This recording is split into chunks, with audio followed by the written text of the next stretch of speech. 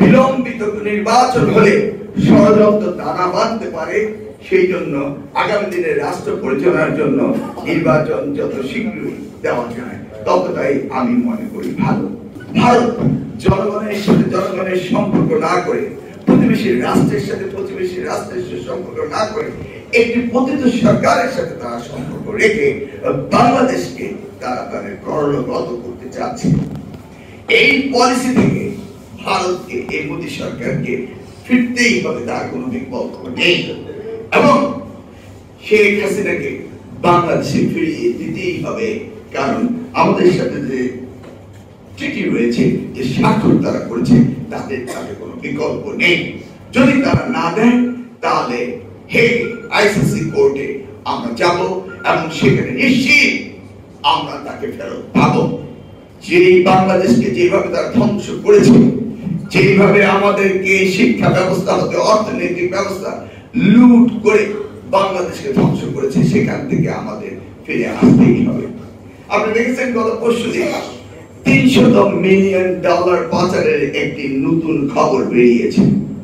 এই খবরটি 2014 সালে সিজার বলে বাংলাদেশি বংশ উদ্ভূত একজন আমেরিকান নাগরিক, 24 বছর বয়সী, সে এই বিষয়টা নিয়ে FBI সাথে লড়েছিল বলে তাকে 44 মাস জেল খাটতে হয়েছিল।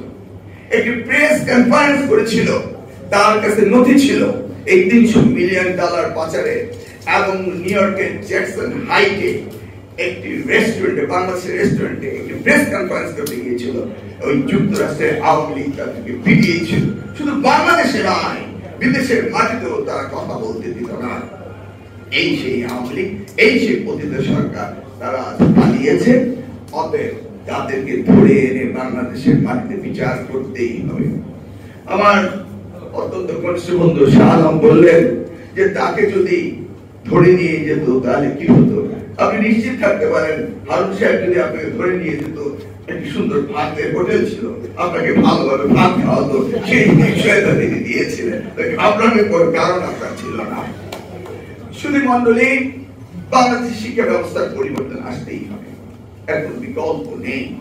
আমরা অত্যন্ত আশাবাদী যে আজকে যে নোবেল লরিয়েট, বিশ্ব বরেণ্য ব্যক্তিত্ব, যিনি পৃথিবীর 195টি দেশের মধ্যে একমাত্র বাংলাদেশের সরকার প্রধান, যিনি হাইয়েস্ট রিওয়ার্ড পেয়েছেন পৃথিবীতে, আমরা সেটা নিয়ে গর্ব করি এবং বাংলাদেশ ব্র্যান্ডেড হচ্ছে বিশ্বের সেরা দেশ।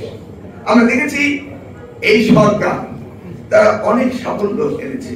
তারা অর্থনৈতিক ক্ষেত্রে, ব্যাংকিং সেক্টরে দুর্নীতির শ্বেতপত্র হতে শুরু করে অর্থনৈতিক শ্বেতপত্র, এই গুটি কয়েক বিষয়ে তারা বেশ সফলতা দেখিয়েছে। কিন্তু একই সাথে আমরা দেখতে পাচ্ছি যে তাদের খানিকটা ব্যর্থতা রয়েছে। জনপ্রশাসন, পুলিশ, দ্রব্যমূল্য, আইন শৃঙ্খলা নিয়ে তাদের ব্যর্থতা রয়েছে। এই ব্যর্থতার ঝুড়ি বৃদ্ধি হতে না হতেই ষড়যন্ত্রকারীদের ষড়যন্ত্র যেন না হয়, বিলম্বিত নির্বাচন হলে ষড়যন্ত্র দানা বাঁধতে পারে। সেই জন্য আগামী দিনে রাষ্ট্র পরিচালনার জন্য নির্বাচন যত শীঘ্রই দেওয়া যায় ততটাই আমি মনে করি ভালো। আমাদের অ্যাক্টিং চেয়ারপারসন তারেক রহমান বলেছেন, যৌক্তিক সময় নিয়ে তারা যেন একটি সুস্থ নির্বাচনের মধ্য দিয়ে ক্ষমতা হস্তান্তর করে। যেহেতু আমরা দেখতে পাচ্ছি যে সরকারের খানিকটা ব্যর্থতার ঝুড়ি বেড়ে যাচ্ছে, সেজন্য আমরাও চাচ্ছি অতি শীঘ্রই যেন নির্বাচন করে একটি রাজনৈতিক দলের কাছে ক্ষমতা হস্তান্তর করা হয়।